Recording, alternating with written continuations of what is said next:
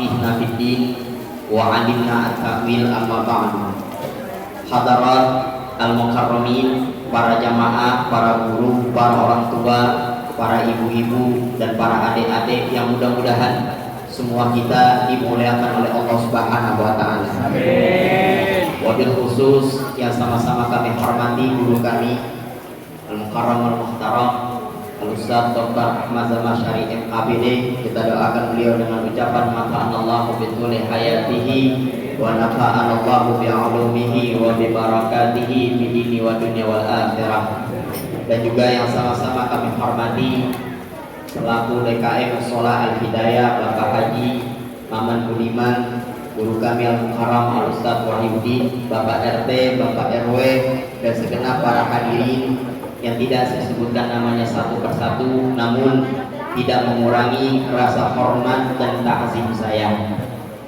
Para hadirin wal hadirat rahimakumullah, pada malam ini acaranya apa itu? Tawakufan. Apa tawakufan artinya? Berhenti ngaji. Kagak ngaji berarti udah. Sejenak kegiatan kita, rutinitas kita setiap minggu, malam minggu sama minggu siang ya, mak wawa pada ngaji ya, itu kegiatannya di stop dulu, dialihkan di bulan Ramadan, ilmunya yang udah dapat diterapin biar manfaat dunia dan pada malam ini sebenarnya saya kurang layak untuk menyampaikan apaan tadi bahasanya ya, hazanah ilmuwan ya. Ini tawakufan di sini karena ini diminta sama Bang Husein dari kemarin, ngomong supaya giat ngajinya sama giat belajarnya lagi. Maka pada malam ini saya gak panjang agak lebar. Kenapa? Nasi keburu dingin lah, kagak dimakan sayang nanti.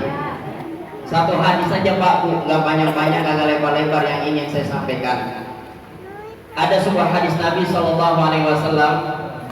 Ini ada di dalam kitab Sahih Bukhari, dalam kitab Sunan Tirmizi, dalam kitab Musnad Imam Ahmad dan Muwatta Imam Malik.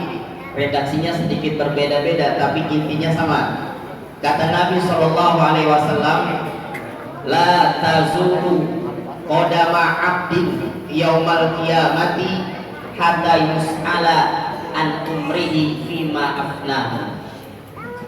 Entar di yaumil kiamah kita semuanya nih, enggak terkecuali, semuanya yang statusnya hamba Allah Subhanahu wa taala, dua kaki kita la tazuru, kagak bakal bergeser sedikit pun ilal jannah wa ilal nar, ke surga atau ke neraka, hatta yus'ala, sampai kita entar ditanya dulu sama Allah Subhanahu wa taala.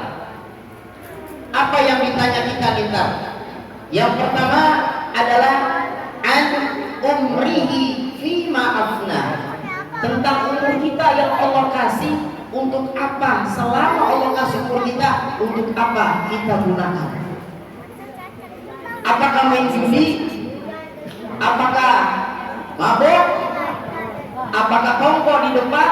Padahal udah dikumandangkan ngaji, tetap aja pura-pura budak biar jadi budak beneran. Orang udah dimanggilin sama emak-emak ngaji. Biasanya kalau manggil-manggil emak ngaji dengan apa? Sholawatan, lu pura-pura kagak denger. Ntar aja Israel datang, ayo dah. Apa yang kita akan bawa di hadapan Allah Subhanahu wa taala? Maka permintaan pada malam ini saya hanya memberikan motivasi Pak. Ini musola udah cakep, pengajarnya, guru-gurunya udah banyak, jamaahnya banyak, di luar banyak juga di luar, tapi sendal-sendalnya keluar. Maka saya berharap dengan adanya tawakufan seperti ini Pak, memberikan motivasi sekaligus, ayo kita ramaikan lagi majelis taklim kita. Jangan sampai kita kosongin. Selaku anak-anak, orang tua, ayo didik anak kita, suruh ngaji lagi. Di mana? Nih kita punya musola Al-Hidayah. Orang tua jangan nyuruh doang, ngaji juga. Ini merintah doang bisanya. Ngaji toh ngaji, emaknya kadang ngaji, dia mau nonton TV, bagaimana anaknya mau ngikut ngaji? Kalau orang tuanya ngaji, mereka anaknya urut. Kenapa? Orang tuanya jadi contoh, bukan hanya sekedar memberi contoh. Di zaman sekarang orang banyak gampang ngasih contoh, sulit menjadi contoh. Maka Kanjeng Nabi SAW dijulukan uswatul hasanah karena Nabi bisa ngasih contoh plus memberi contoh. Nah, kalau kita pengen anak-anak kita itu rajin ibadahnya, ngajinya, kasih contoh dulu kita orang tuanya. Ayo rapatkan barisan di musola al-hidayah. Sampai saya pribadi punya prinsip, tahadus minimal sebanyak majlis taklim yang saya punya, saya tidak akan meninggalkan musola al-hidayah. Berapapun muridnya, asal jangan sepotong. Ya Allah, sepotong bukan manusia, mending saya ngajarin saya kan. Kenapa? Ini salah satu warisan dari kita punya guru, saya punya orang tua. Melanjutkan menjadi cikal bakal amal jariah. Seberapa banyak pun orang di musola al-hidayah ngaji terus berjalan, termasuk bapak-bapaknya, termasuk ibu-ibunya, termasuk anak-anaknya. Alhamdulillah di sini ada Ustaz Wahyudin yang membimbing anak-anak untuk ngaji. Maka daripada itu, entar nih tahun depan pembukaan pengajian lebih giro lagi ngajinya. Jangan apa bolong-bolong. Ini kalau begini nih cakep banget ngaji nih. Cakep banget ini ngaji. Jangan-jangan ini ngamalin hadis innamal a'malu bil khawatim. Karena amalan dilihat di akhirnya. Ya benar kita waktu kan udah begini. Jadi kita ngaji modelnya udah kayak beduk. Depannya tuh rapat, belakangnya bolong. Jadi jangan sampai model beduk ngaji kita istiqomah. Emang apa sih yang lebih enak dari pengajian? Ilmu dapat, makanan dapat kalau ada. Ya kalau ada makanan, kalau nggak ada ya bagaimana juga DKM biar adain. Apa yang nggak enak? Ilmu udah dapat, guru udah standby, waktu udah diberikan. Kita duduk bareng seperti ini, ngaji paham gak paham, udah ikut aja. Guru buka, ya kita buka. Guru tutup, ya kita tutup. Guru pulang, kita pulang. Ngaji yang penting Bu. Kenapa? Ini sayang banget musola udah bagus, depan belakang kiri kanan. Ini kan salah satu musola paling tua dari zaman saya punya engkong katanya. Ya sebelah ini. Dari engkong ke uak ke umi ke abi ke saya. Terus ke bawah. Ini masih ada musola. Sayang kalau kagak diisi pengajian. Gurunya udah banyak, udah alim-alim, tinggal ngaji, apa susahnya? Nih salah satunya. Maka jangan sampai umur kita yang Allah kasih udah disia-siain seperti itu aja. Ingat kata Nabi SAW, ad-dunya mal'unatun mal'unun ma fiha illa aliman aw muta'alliman.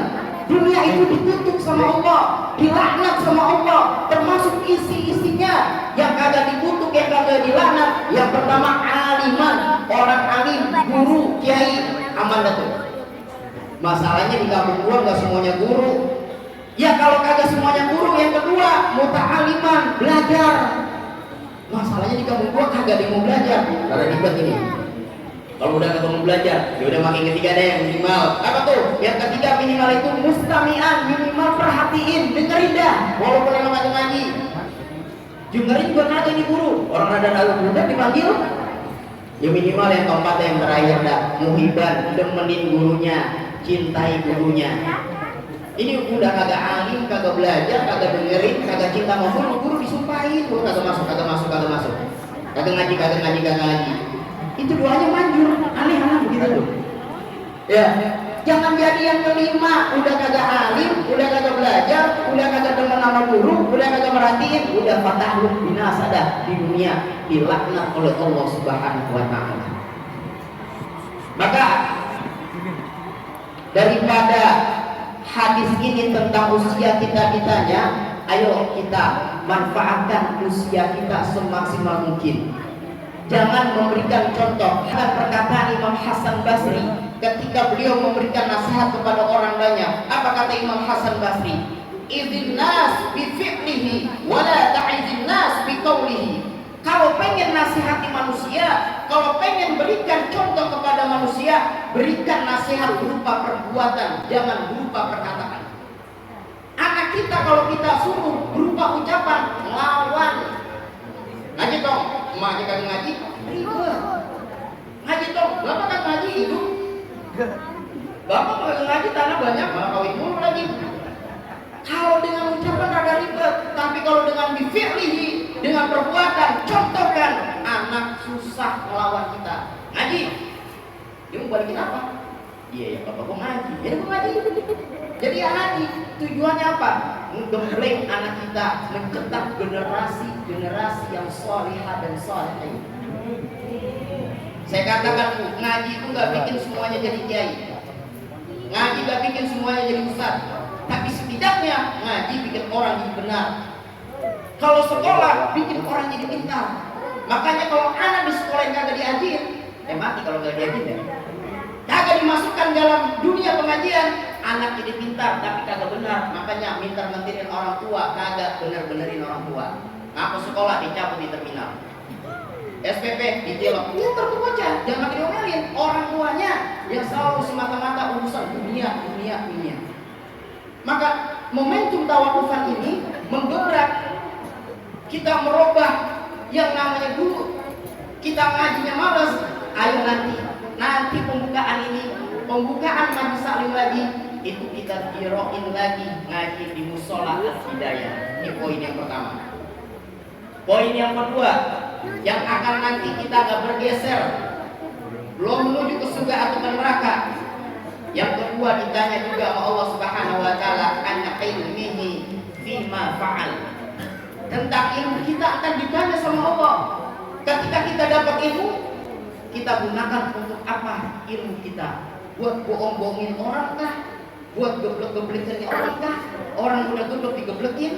Buat orang yang ngayang-ngayangin orang, bohong-bohongin orang, itu akan ditanya ilmu kita di hadapan Allah Subhanahu wa taala.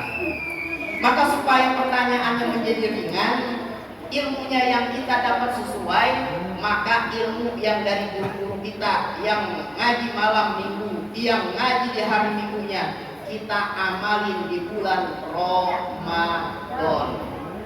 Itu ilmunya nanti akan bermanfaat.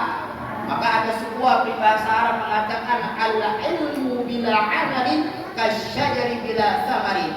Ilmu kalau kagak diamalin seperti pohon kagak ada buahnya.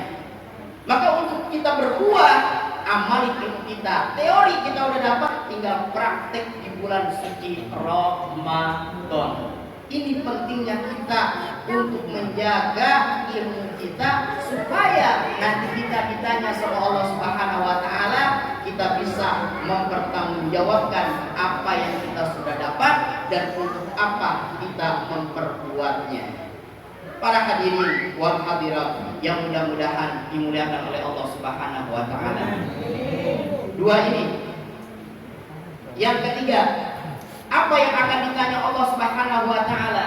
Yang pertama tentang usia, yang kedua tentang ilmu, yang ketiga al-malihi, tentang kita punya harta.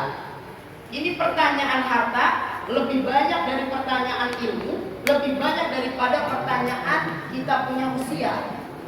Di hadis Nabi masalah harta, pertanyaannya yang pertama, min aina iktasabahu, dari mana itu harta kita beroleh. Wa fima anfaqahu, untuk apa kita gunakan itu harta. Dua pertanyaannya lebih berat daripada pertanyaan sebelumnya. Maka siapa orang yang diberikan anugerah kelebihan harta, pakai yang benar. Kalau musola lagi butuh dana, sumbangin, jangan pakai pelit. Ini perhitungan banget. Giliran sama dangdut nomor 1. Giliran acara syiar Islam, ya Allah, 5.000 itu udah pada robek. Bantu. Kenapa? Itu salah satu cikal bakal amal jariah kita kelak di yaumil kiamah nanti. Kita dapat dari yang halal, gunakan dengan yang halal, maka itu akan menjadi penolong kita nanti di yaumil kiamah nanti. Kalau ada pengajian, kita pengen sodako, nyumbang berkat, dulunya 5 parselnya, penutupan 5 juta per guru, aman. Contoh ini yang saya lagi ngasih contoh. Insya Allah diaplikasikan secara pertanyaan harta rada ribet. Makanya orang kaya kalau pelit, koret, kagak pernah sodako ya, udah dah rada ribet. Saya pernah cerita Bu, Pak, orang kaya pernah sayembara ketika diklaim sama dokter udah kagak lama umurnya, dia bikin siapa yang berani nemenin saya 40 hari di kuburan, saya berikan yang namanya setengah harta saya. Ada orang yang miskin, namanya orang miskin, harta kagak apa kagak, dia nekat nemenin dia tuh. Apa kerjaan dia? Tukang kampak ngangkatin pohon. Harta yang dipunya cuma kampak satu-satunya. Ketika dia mati orang kayanya, yang ditanya bukan orang kaya, yang jagain itu almarhum. Ditanya tentang apa? Kampak Bu, 40 hari ditanya. Dari mana itu kampak? Kayunya dari mana? Besinya dari mana? Baru satu itu kampak 40 hari. Bagaimana kalau hartanya banyak? Atau dipakai untuk di jalan Allah Subhanahu wa Ta'ala, ribet masuk surganya. Maka beruntunglah yang miskin. Itu pun jangan pakai doa miskin juga. Jangan doa miskin. Kita doa biar kaya juga. Cuma kalau Allah kasih kehidupan kita kekayaan, jangan sampai kita salah gunakan. Ya kita jangan mohon miskin juga. Tapi emang ada hadis Nabi Shallallahu Alaihi Wasallam bunyinya begini nih. Ada dua hal yang kagak didemen di nama manusia. Siapa juga tanya dah Ustaz Kiai kagak bakal demen ini. Yang pertama, al-maut, kematian. Coba tanya dah. Siapa yang demen sama mati? Bapak mau mati duluan. Ya udah lu duluan aja, jadi gua yang disuruh. Padahal mati itu al-mautu khairun minal fitnah, lebih baik daripada cobaan. Mati, kalau orang udah mati selesailah cobaan.